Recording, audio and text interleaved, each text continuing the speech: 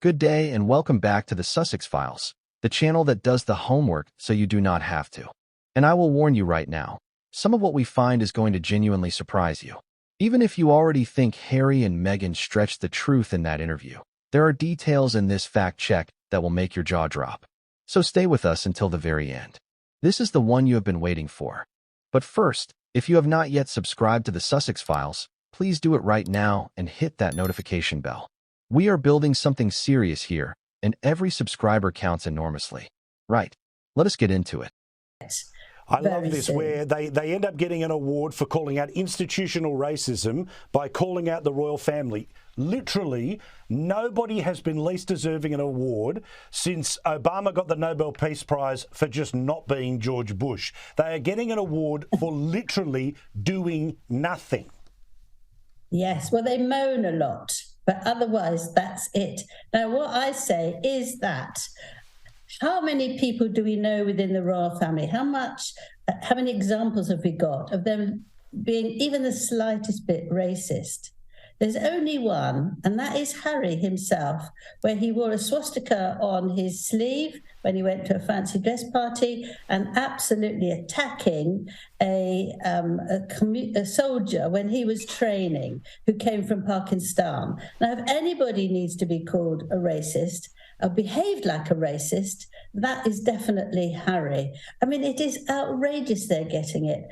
So, the Oprah interview, March the 7th, 2021, watched by over 17 million people in America alone, and another 12 million when it aired on ITV here in the UK the following day. It was, by any measure, a television event. 2 hours of Harry and Meghan laying out their grievances against the royal family in vivid, emotional, at times devastating detail. Racism, mental health neglect, financial abandonment, secret weddings, the whole lot. And the world watched, mouths open, hearts breaking. Now here is the thing about explosive interviews. In the moment, they feel absolutely definitive. Meghan speaks, the tears come, and it feels impossible to question anything she is saying. That is the power of television done well. But when you step back, when you take a breath, pick up a pen, and actually check, the picture looks rather different. So let us do exactly that. We're going to go through the 5 biggest claims from that interview one by one, and we are going to see how many of them actually hold up. Claim number 1. We didn't have a plan. This is perhaps the most brazen of the lot, and we actually touched on this in episode 1.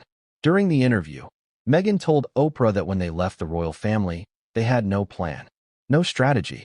They were simply 2 lost souls who had been pushed out with nowhere to go, forced to accept Netflix deals they never wanted. Harry echoed this, telling Oprah the media deals were suggested by someone else and were never part of the plan, that he only signed them because his father cut him off financially and he needed to provide for his family. Right. Let us deal with this carefully. Because as we established last episode, by April 2021 it had been reported by the Daily Telegraph that Harry and Meghan were in meetings with the now-defunct streaming platform Quibi, with, and I quote the source directly, "well developed proposals in place," as far back as early 2019. Before Archie was born, before they had announced any intention to leave, before the public had any idea what was coming. They were in a Hollywood boardroom discussing television deals while still representing the crown. That is not no plan. That is a very detailed plan, quietly assembled, with a team of Hollywood agents and lawyers operating in the background. No plan, honestly. And just to put a cherry on top of that particular cake, Meghan's old lifestyle blog, The Tig, which she ran years before she ever met Harry, contained a post from 2014 in which she wrote glowingly about the pomp and circumstance of royal life and royal weddings. She was fascinated by it. Her childhood friend Nanaki Pretty has said publicly that Meghan was fascinated by the royal family and aspired to be, and these are the friend's words, Princess Diana 2.0. She did not stumble naively into this world. She walked in with her eyes wide open and a game plan already forming. Claim number 2. The secret wedding. Oh, this one. This is the claim that made half the country choke on their tea. During the interview, Meghan looked directly into Oprah's eyes and said, and I want to be very precise here because the exact wording matters, 3 days before our wedding, we got married. No one knows that. She described just the 2 of them in their backyard with the Archbishop of Canterbury, exchanging private vows. Harry confirmed it. It was presented as a beautiful, intimate truth that only they had shared. There is just one small problem. It is not legally possible. Under the law of the Church of England, a legal marriage requires a minimum of 2 witnesses, must take place in a registered venue, and must be open to the public so that any lawful objections can be made. A private backyard ceremony with only 3 people present is not a legal marriage. It is a vow exchange. And when the Archbishop of Canterbury, Justin Welby, the very man they named, was asked about it directly, he told the Italian newspaper La Repubblica.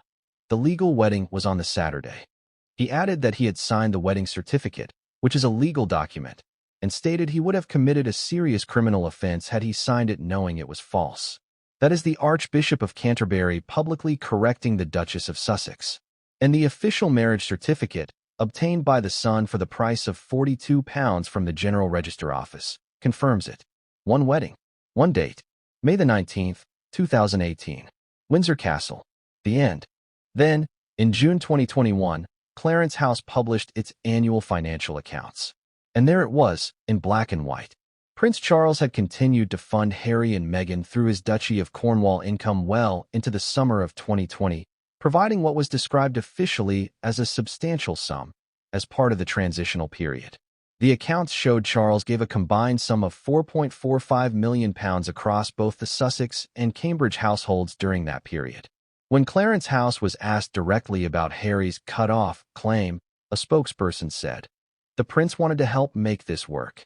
Harry's own biographer Penny Junor said the claim will have been enormously hurtful to Charles. Not exactly the picture of financial abandonment Harry painted on primetime television, is it? Harry's team responded by saying he was referring to a specific quarter of the fiscal year and that the timelines had been conflated, which is a very interesting way of saying, the receipts disagree with the story, so let us talk about accounting calendars. Claim number 4. I never researched the royal family. I didn't Google Harry.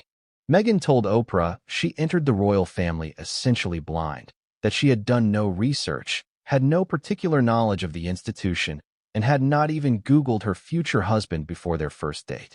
Thank God I didn't know a lot about the family, she said. She presented herself as an outsider who stumbled, wide-eyed and innocent, into the most scrutinized institution in the world. Now, the authors of Finding Freedom, the biography written with significant cooperation from Harry and Meghan's own circle, state that Meghan did in fact conduct a thorough Google search of Harry before their first date. Her friend Nanaki Pretty has given interviews saying Meghan was fascinated by the royals and by Princess Diana specifically. There are photographs of a teenage Meghan Markle standing at the railings of Buckingham Palace.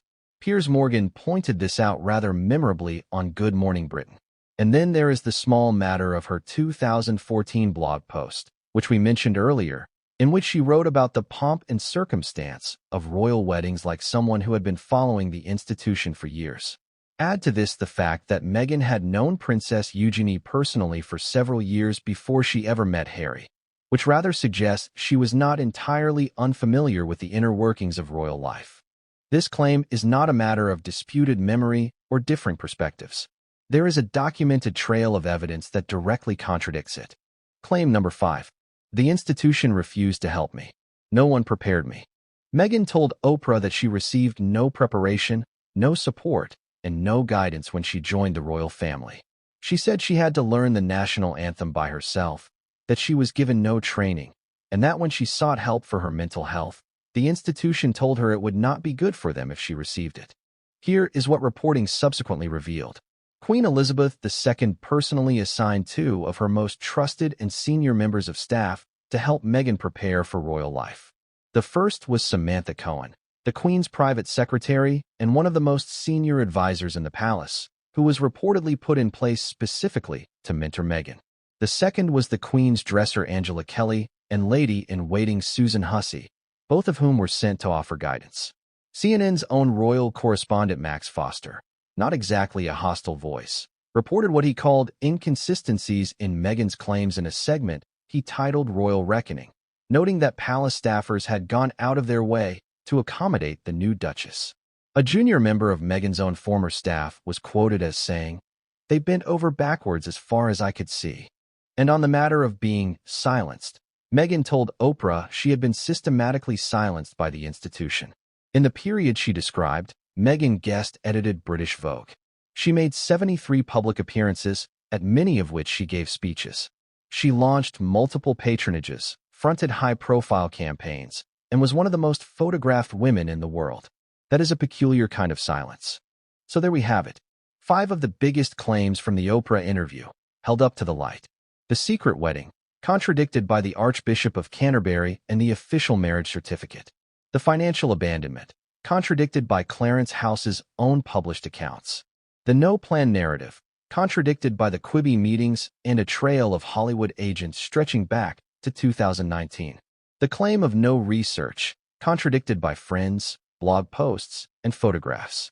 The claim of no support, contradicted by palace insiders and Meghan's own extraordinary public profile during the very period she described as her silence. Now, and this is important, none of this means every single word Harry and Meghan said in that interview was false. There are things we cannot verify, conversations we were not in the room for, and genuine pain that cannot simply be fact-checked away. The racism allegation around Archie's skin color remains unresolved because the person who allegedly made that comment has never been publicly named, and Harry confirmed to Oprah it was not the Queen or Prince Philip.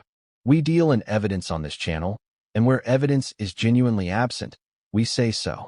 But the pattern of verifiable inaccuracies across multiple specific claims on multiple topics in a single 2-hour interview is something that cannot be dismissed as mere recollections may vary. That phrase, offered by Buckingham Palace in their response, was the politest possible way of calling someone a liar without actually saying the word. And after today's episode, you can judge for yourselves what it means. The Oprah interview was a masterpiece of television. But television and truth are not always the same thing. And on the Sussex Files, we believe you deserve both. That is why we are here. That is why this series exists. If you found today's video useful, and I genuinely hope you did, please give it a like right now. It helps more people find this channel, and we need every single one of them. Subscribe if you have not already, and hit that notification bell because episode 3 is coming. And episode 3 is where we follow the money. The Netflix deal, the Spotify disaster, the Archwell collapse. It is all coming. You do not want to miss it. Thank you so much for watching. This has been the Sussex Files. I will see you in the next one.